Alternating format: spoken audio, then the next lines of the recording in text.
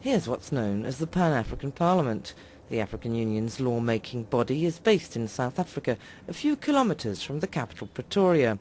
After much discussion, it was created in 2004. People looked at the OAU structure, the former OAU, the current AU structure.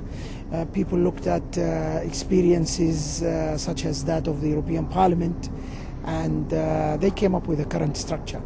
And to harmonise African legislation, there's a president, a Tanzanian former minister. She's convinced that the future of Africa is in union, be it economic or security-wise. I'll give you an example. I come from East Africa. We have Tanzania, Uganda, and Kenya.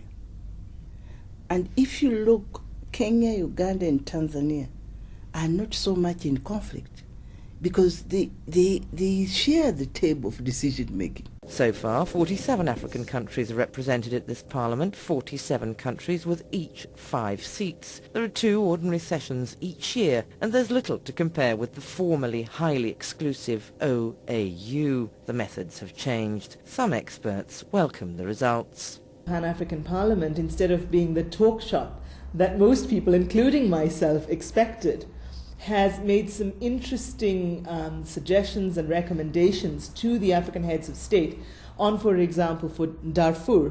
And I really believe that without the Pan-African Parliament's submission on that, they would have taken a lot longer to get an African Union mission, peacekeeping mission, into Darfur. Some subjects are more sensitive. The Pan-African Parliament has been timid on Zimbabwe. Vilified by the international community for human rights abuses, President Mugabe has never been condemned by his African peers. The world does not sometimes understand that we are Africans, we have our own way of doing things.